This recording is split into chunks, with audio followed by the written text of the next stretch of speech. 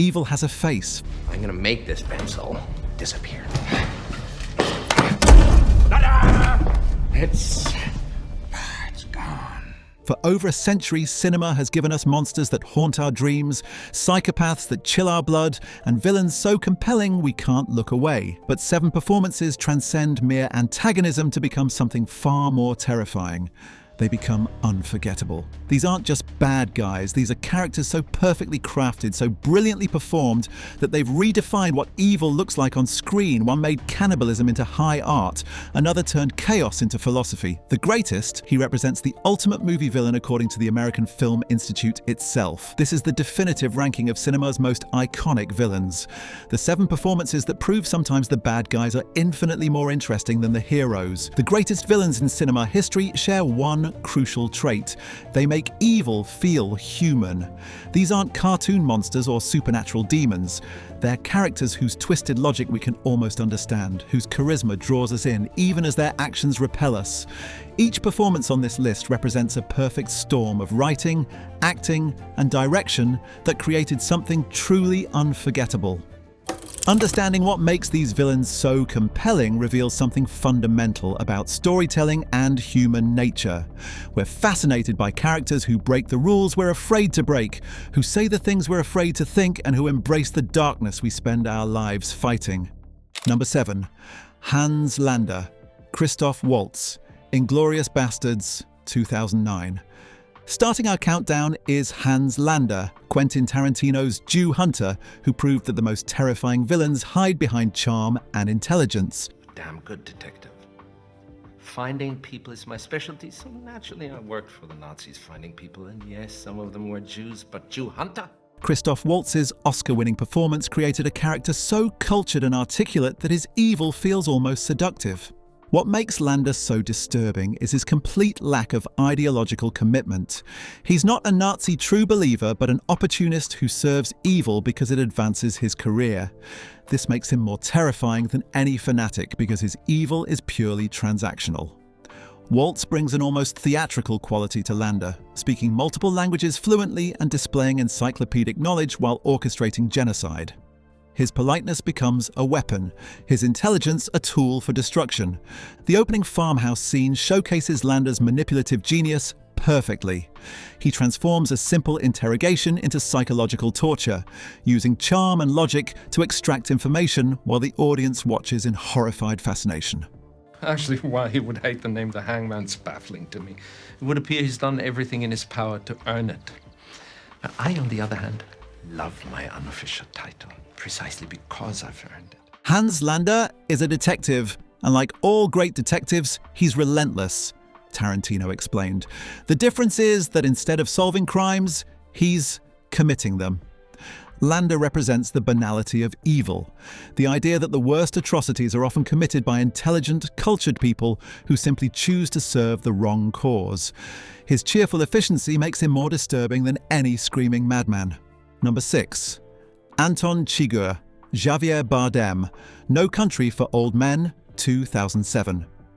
Javier Bardem's Anton Chigurh represents evil as an unstoppable force of nature, a character so alien and implacable that he feels less like a human being than a manifestation of death itself. If the rule you followed brought you to this, of what use was the rule?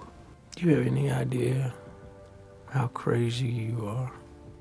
Bardem's chilling performance earned him an Oscar and created one of cinema's most unsettling antagonists. What makes Chigurh so terrifying is his complete detachment from normal human emotion. He kills not from passion or greed, but from a twisted sense of principle that reduces human life to the flip of a coin. The Coen brothers wrote Chigurh as the embodiment of unstoppable evil, and Bardem's performance captures that inhuman quality perfectly. His flat delivery and dead eyes create a character who feels genuinely otherworldly. He's not really human, Bardem explained. He's more like a force of nature, like a tornado or an earthquake.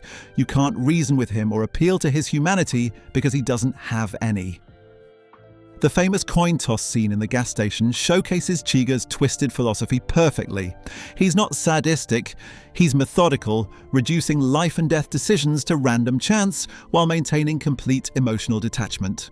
Chigurh's weapon of choice, a cattle gun, reinforces his view of humans as livestock to be processed.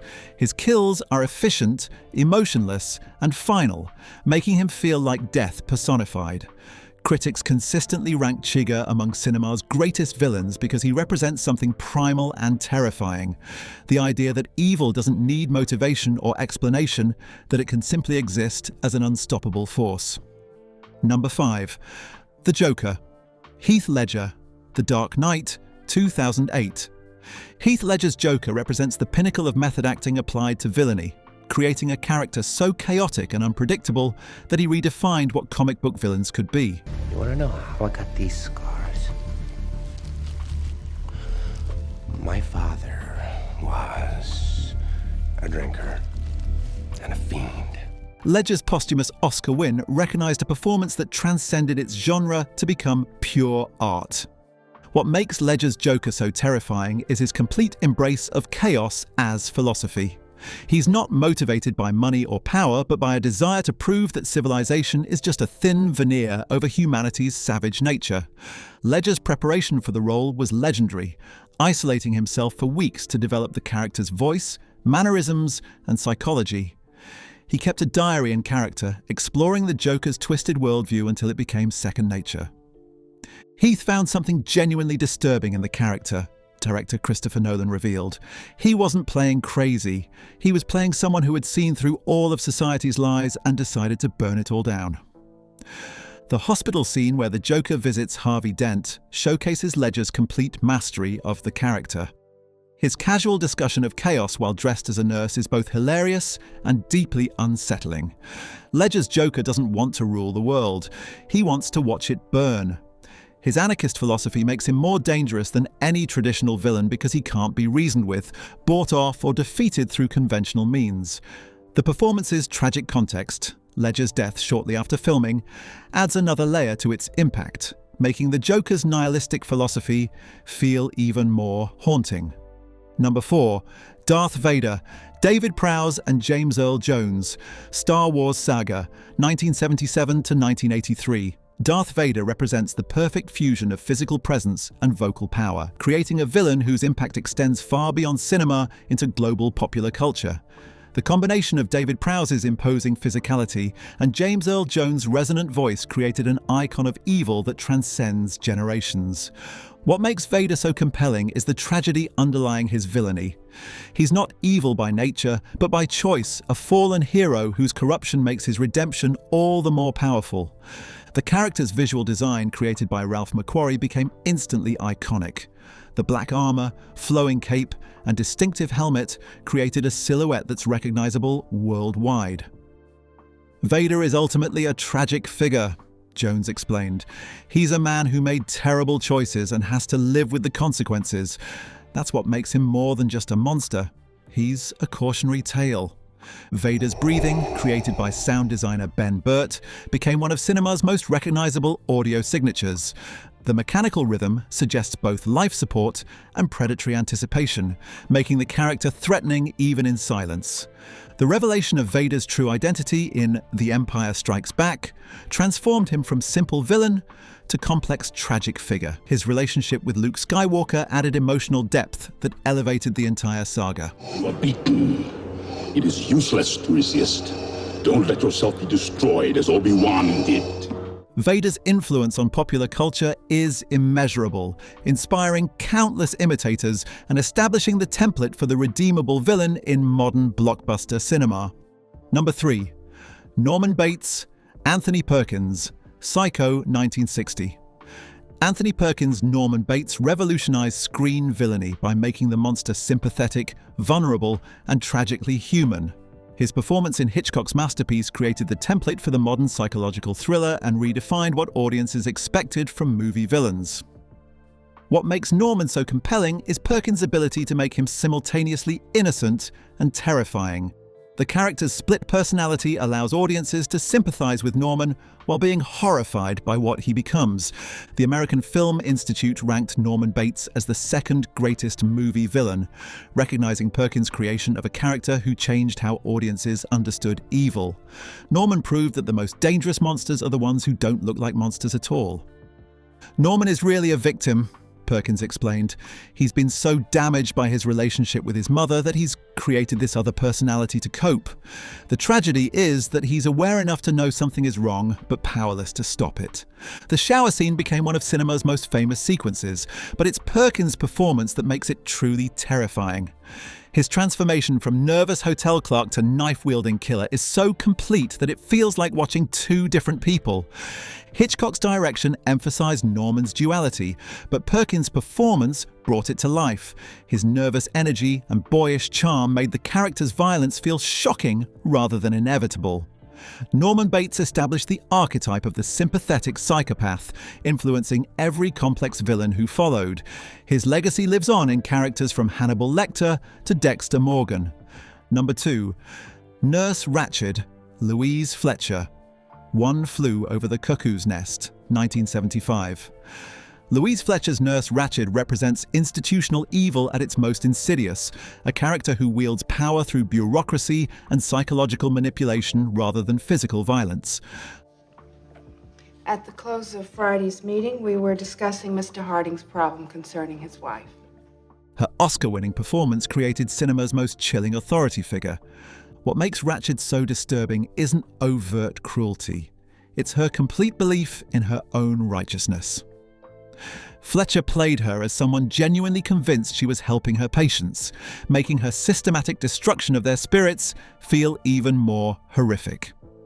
The American Film Institute ranked Ratched as the 5th greatest movie villain of all time, recognizing Fletcher's ability to make institutional oppression feel personal and immediate. Her calm delivery of devastating psychological attacks created a template for passive-aggressive villainy. "She's not a monster," Fletcher explained. "She's a woman who believes she's doing good work. That's what makes her so dangerous. She never questions her own methods." Ratched's power comes from her position of authority and her ability to manipulate systems designed to help people. She represents every bureaucrat who's ever hidden cruelty behind policy, every authority figure who's confused control with care. The character's lasting impact is evident in how Ratched has entered common language as shorthand for institutional abuse. Fletcher created a villain so authentic that she exposed real-world horrors hiding in plain sight. Ratched proves that the most terrifying villains aren't the ones who break the rules. They're the ones who use the rules to break people. Number 1. Hannibal Lecter. Anthony Hopkins. The Silence of the Lambs, 1991. At number 1 is Anthony Hopkins' Hannibal Lecter, officially ranked by the American Film Institute as the greatest movie villain of all time. Hopkins achieved the impossible, making a cannibalistic serial killer charming, intelligent, and oddly sympathetic. Now then, tell me, what did Miggs say to you? Multiple Miggs in the next cell. He hissed at you. What did he say? His Oscar-winning performance created cinema's most sophisticated monster. What makes Lecter so compelling is Hopkins' decision to play him as supremely intelligent and oddly honorable. He's a monster with a code, a killer who appreciates beauty and despises rudeness in equal measure. Hopkins' performance is a masterclass in controlled menace. His stillness, precise diction, and penetrating stare create an aura of barely contained violence that makes every scene electric with tension. Hannibal is not insane, Hopkins explained. He's perfectly rational. He just operates by different rules than the rest of us. That's what makes him so dangerous and so fascinating. The famous first meeting between Lecter and Clarice Starling showcases Hopkins' complete command of the character. His ability to be simultaneously helpful and threatening creates a dynamic unlike anything in cinema.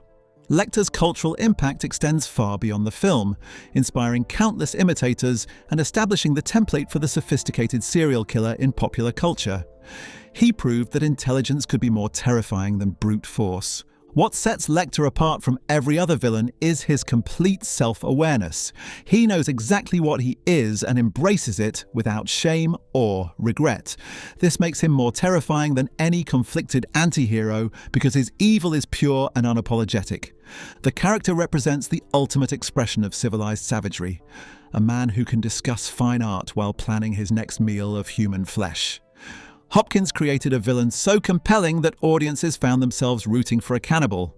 These 7 villains prove that the greatest evil on screen comes not from supernatural monsters or alien invaders, but from the darkness that exists within human nature itself.